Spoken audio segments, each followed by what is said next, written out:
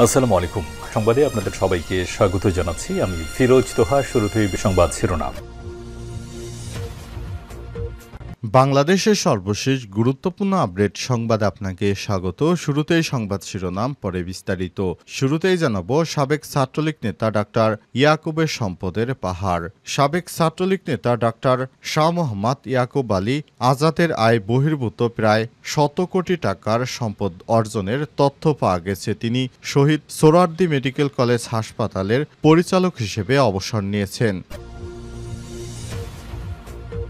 এরপর জানাবো কর্মীদের চাঙ্গা রাখতে বিদেশ থেকেই ঈদ বকশিশ পাঠিয়েছেন সাবেক মন্ত্রী এমপিরা।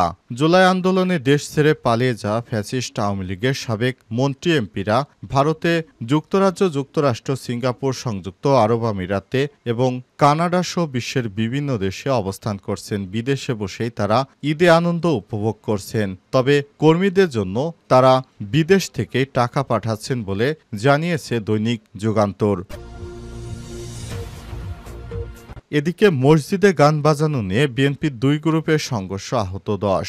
পটুয়াখালীর বাউফলে মসজিদের পাশে গান বাজানোকে কেন্দ্র করে বিএনপির দুই গ্রুপের মধ্যে ব্যাপক সংঘর্ষ হয়েছে। এতে অন্তত ১০ জন আহত হয়েছে। আজ উপজেলার কায়না গ্রামের কায়না জামে মসজিদে এই ঘটনা ঘটে। এদিকে ট্রেনে আগুন, ২ ঘণ্টা পর ঢাকা ময়মনসিংহ রুটে ট্রেন চলাচল স্বাভাবিক। রাজধানীর গাজীপুরে শ্রীপুরের সাতমাখাইর এলাকায় ময়মনসিংহগামী মহুয়া কমিউটার ট্রেনের পাওয়ার কারে আগুনের ঘটনা ঘটে। খবর পেয়ে ফায়ার সার্ভিস আধা ঘণ্টার চেষ্টা চালিয়ে আগুন নিয়ন্ত্রণে আনে। ট্রেনে আগুন লাগার ঘটনায় প্রায় ২ ঘণ্টা ঢাকা ময়মনসিংহ রুটে ট্রেন চলাচল বন্ধ ছিল। এদিকে কারাগারের ব্যারাকে কারারক্ষীর ঝুলন্ত মরদেহ উদ্ধার। কারাগারের ব্যারাক থেকে এক কারারক্ষীর ঝুলন্ত মরদেহ উদ্ধার করা হয়েছে। আজ পটুয়াখালী জেলা কারাগারের ব্যারাকের একটি কক্ষের ভেতরে গলায় ফাঁস দেওয়া অবস্থায় নিহতের মরদেহ উদ্ধার করেছে সহকর্মীরা। এই ঘটনায় পটুয়াখালী সদর থানায় একটি অপমৃত্যুর মামলা করা হয়েছে বলে মামলার তদন্ত কর্মকর্তা ওই থানার সাব ইন্সপেক্টর ইসরাইল হোসেন বিষয়টি নিশ্চিত করেছেন। ৪২ বছর বয়সী মৃত মোহাম্মদ সাজেদুর রহমান শেরপুর জেলার বাসিন্দা। এবং সর্বশেষ জানাবো ট্রাম্প কেন বাণিজ্য যুদ্ধ শুরু করলেন। বিভিন্ন দেশের উপর পণ্যের উপর নতুন করে শুল্ক আরোপ করেছে মার্কিন যুক্তরাষ্ট্রের প্রেসিডেন্ট ডোনাল্ড ট্রাম্প। তাই এই তালিকায় বাংলাদেশও রয়েছে। বিবিসির প্রতিবেদনে বলা হয়েছে বাংলাদেশি পণ্যের উপর ৩৭% শুল্ক বসিয়েছে যুক্তরাষ্ট্র। দেশটি পণ্যের উপর আগে যুক্তরাষ্ট্রের ঘরে শুল্ক ছিল ১৫%। প্রিয় দর্শক, এতক্ষণ শুনছিলেন সংবাদ শিরোনাম, এবারে বিস্তারিত। তবে তার আগে বন্ধুরা অনুরোধ থাকবে সংবাদটিতে একটি লাইক দিন। এই চ্যানেলে আপনি নতুন হয়ে থাকলে আমাদের সংবাদটি দেখতে দেখতে চ্যানেলটি সাবস্ক্রাইব করে রাখুন, যাতে করে বন্ধুরা আমাদের পরবর্তী লেটেস্ট আপডেট সংবাদগুলো সবার আগে আপনার কাছে পৌঁছে যায়। কমেন্ট করে আপনার মূল্যবান মতামত জানিয়ে দিন। এবারে বিস্তারিত। সাবেক ছাত্রলীগ নেতা ডাক্তার ইয়াকুবের সম্পদের পাহাড়। সাবেক ছাত্রলীগ নেতা ডাক্তার শাহ মোহাম্মদ ইয়াকুব উল আজাদের আয় বহির্ভূত প্রায় ১০০ কোটি টাকার সম্পদ অর্জনের তথ্য পাওয়া গেছে। তিনি শহীদ সোহরাওয়ার্দী মেডিকেল কলেজ হাসপাতালের পরিচালক হিসেবে অবসর নিয়েছেন। তিনি ফ্ল্যাট ও দোকান বরাদ্দের নামে ৪০ কোটি টাকা হাতিয়ে নিয়েছেন। পরিচালক থাকাকালীন আওয়ামী লীগের প্রভাব ও ক্ষমতার অপব্যবহারের মাধ্যমে এসব সম্পদের মালিক হয়েছেন এমন অভিযোগ রয়েছে তার বিরুদ্ধে। টাকা আদায়ের জন্য মামলা করেছে প্রতারিত ব্যবসায়ীরা।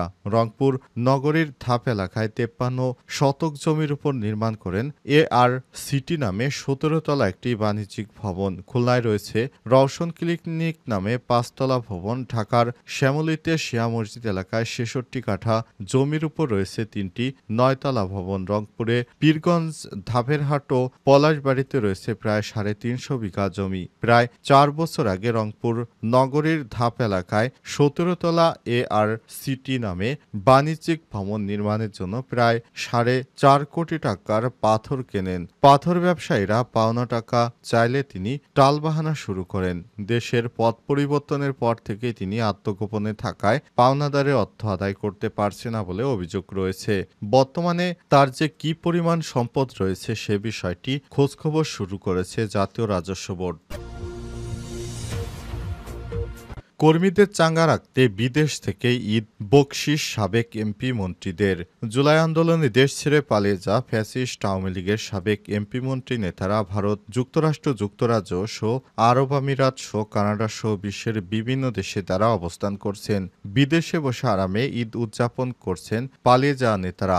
ঈদের লম্বা ছুটিতে দেশের অভ্যন্তরে নাশকতামূলক কর্মকাণ্ডের জন্য তারা প্রয়োজনমাফিক অর্থের যোগান দিয়েছেন ভারতে বসে। একই সঙ্গে কর্মীদের মনোবল চাঙ্গা রাখতে ঈদের বকশিশের নামে টাকা পাঠিয়েছেন তারা। জানা গেছে এসব নেতা দেশ থেকে পাচার করা টাকায় বিলাসী জীবনযাপন করছেন সেখানে। যেসব দেশে তারা পালিয়ে বা আত্মগোপনে রয়েছেন সেখানে বসে দেশের বিরুদ্ধে ষড়যন্ত্র করছেন। শীর্ষ নেতা ও সাবেক মন্ত্রীদের বিদেশে বিলাসী ঈদ উদযাপন ছড়িয়ে পড়া ছবি দেখে অনেকেই বলছেন তাদের সঙ্গে উপহাস করা হয়েছে। জনসাধারণের মাঝেও তীব্র ঘৃণা সৃষ্টি হয়েছে নিয়ে নিজেরা তাদের প্রতিক্রিয়া জানিয়েছে। তার সঙ্গে নতুন মাত্রায় যোগ করা হয়েছে যুক্তরাজ্যে ঈদ উদযাপনের হাস্যোজ্জ্বল ছবি। আওয়ামী লীগ সরকারের পতনের পর দলের তৃণমূলের নেতাকর্মীদের অনেকেই দেশে মামলা ও গ্রেপ্তার আতঙ্কে বাড়ি ছাড়া অবস্থায়, কিন্তু আওয়ামী লীগের বড় বড় পর্যায়ের নেতাকর্মীরা এখনও বিদেশে পালিয়ে তারা দেশের বিরুদ্ধে ষড়যন্ত্র করার নানা নকশা আঁকছে। তারা বিদেশে পালিয়ে গিয়ে দেশকে অস্থিতিশীল করার জন্য ঈদের সময় কর্মীদের চাঙ্গা রাখতে নেতাকর্মীদেরকে বিকাশের মাধ্যমে বা ব্যাংকের মাধ্যমে টাকা পাঠাচ্ছে, আর সেই টাকা দিয়ে তারা নাশকতা করছেন এমন অভিযোগ করেছে দৈনিক ইত্তেফাক। এ বিষয়ে গুরুত্বপূর্ণ প্রতিবেদন যেটি আমাদের হাতে এসেছে এ পর্যন্ত সেটিই জানালাম। মসজিদে গান বাজানো নিয়ে বিএনপির দুই গ্রুপের সংঘর্ষ, আহত 10। পটুয়াখালী বাউফলে মসজিদের পাশে গান বাজানোকে কেন্দ্র করে বিএনপির দুই গ্রুপের মধ্যে ব্যাপক সংঘর্ষ হয়েছে। এতে অন্তত 10 জন আহত হয়েছে। আজ উপজেলার কায়না গ্রামের কায়না জামে মসজিদের কাছে এই ঘটনা ঘটে। আহতরা হলেন সোহরাব হোসেন 65, ইউসুফ 48, তার ভাতিজা নাসির মৃধা 35 এবং অন্যান্যদের নাম পরিচয় জানা যায়নি। বাউফল থানার ভারপ্রাপ্ত কর্মকর্তা ওসি মোহাম্মদ কামাল হোসেন এই তথ্য নিশ্চিত করেছেন। স্থানীয়দের বরাত থেকে জানা গেছে মসজিদের সাবেক সভাপতি চুন্নু মৃধার উদ্যোগে গত মঙ্গলবার রাতে কায়না জামে মসজিদের কাছে গান বাজনার আয়োজন করা হয়। গান বাজনায় রাত 9টা থেকে 2টা পর্যন্ত চলে। এদিকে মসজিদের পাশে গান বাজনার এই আয়োজন নিয়ে শুরু থেকেই এলাকার মুসল্লিরা ক্ষুব্ধ ছিলেন। মসজিদের কাছে গান বাজনা না করার জন্য চুন্নু মৃধাকে তারা অনুরোধ করেন, তবে তিনি তাতে কর্ণপাত করেননি। বুধবার সন্ধ্যার পরে গান বাজানো নিয়ে ভুক্তভোগীদের সঙ্গে চুন্নু মৃধার তর্ক বিতর্ক হয়। এক পর্যায়ে চুন্নু মৃধার নেতৃত্বে দুলাল মিল্টন, মজিবুর জসিম, উজ্জ্বল সহ আরও 10 থেকে 15 জন তাদের উপর হামলা করে এলোপাতাড়িভাবে কুপিয়ে ও পিটিয়ে জখম করা হয় মুসল্লিদের।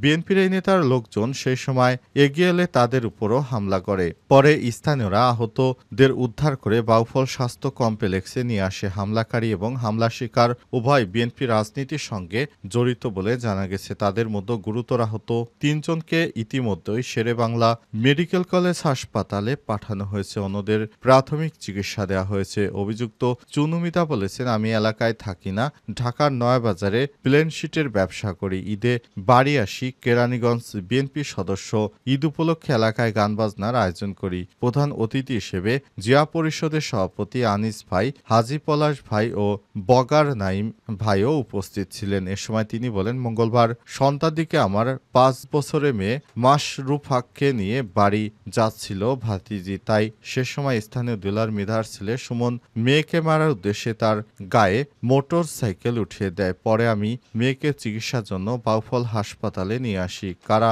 কাদের সঙ্গে মারামারি করেছে তা আমার জানা নেই, পরে শুনেছি। ট্রেনে আগুন 2 ঘন্টা পর ঢাকা ময়মনসিংহ রুটে ট্রেন চলাচল স্বাভাবিক। গাজীপুরের শ্রীপুর সাতমাখাইর এলাকায় ময়মনসিংহ মহুয়া কমিউটার ট্রেনের পাওয়ার কারে আগুন লাগার ঘটনা ঘটে। খবর পেয়ে ফায়ার সার্ভিস আধা ঘন্টার চেষ্টা আগুন নিয়ন্ত্রণে আনে। ট্রেনে আগুনের ঘটনায় প্রায় 2 ঘন্টা ঢাকা ময়মনসিংহ রেল রুটে ট্রেন চলাচল বন্ধ ছিল। এতে হতাহতের কোনো খবর পাওয়া যায়নি। বৃহস্পতিবার 3 এপ্রিল সকাল 10:30টায় এই আগুনের সূত্রপাত হয় বলে জানিয়েছেন ফায়ার সার্ভিসের উপসহকারী পরিচালক মোহাম্মদ মামুন। এ সময় তিনি বলেছেন, ঢাকা থেকে ছেড়ে আসা ময়মনসিংহগামী মহুয়া কমিউটেটর ট্রেনটি শ্রীপুর উপজেলার ৭ মাখাইর এলাকায় পৌঁছলে সেটি পাওয়ার করে আগুন লেগে যায়। খবর পেয়ে ফায়ার সার্ভিসের ২টি ইউনিট ঘটনাস্থলে গিয়ে আগুন নিয়ন্ত্রণে আনে। এতে কোনো হতাহতের ঘটনা ঘটেনি। এই দুর্ঘটনার পর ঢাকা ময়মনসিংহ রেল রুটে সাময়িকভাবে ট্রেন চলাচল বন্ধ হয়ে যায়। প্রাথমিকভাবে ধারণা করা হচ্ছে জেনারেটর ওভারহিট হয়ে আগুন লাগতে পারে। পরে আগুন লাগা বগিটি অন্য বগি থেকে আলাদা করে ফেলা হয়। বেলা ১:১টার দিকে আগুন লাগা বগিটি উদ্ধার করা হলে ২ ঘণ্টা পর ঢাকা ময়মনসিংহ রেলওয়ে ট্রেন চলাচল স্বাভাবিক হয়েছে। গাজীপুরের জয়দেবপুর রেলওয়ে স্টেশনের স্টেশন মাস্টার খায়রুল ইসলাম বলেছেন, মহুয়া কমিউটেটর ট্রেনের কারে আগুন লাগার ঘটনা ঘটে। আগুনে পুড়ে যাওয়া বগিটি সরিয়ে ফেলার পর ট্রেন চলাচল স্বাভাবিক হয়েছে। বর্তমানে সঠিকভাবে সেখানে ট্রেন চলাচল করছে। বর্তমানে কোনো সমস্যা নেই।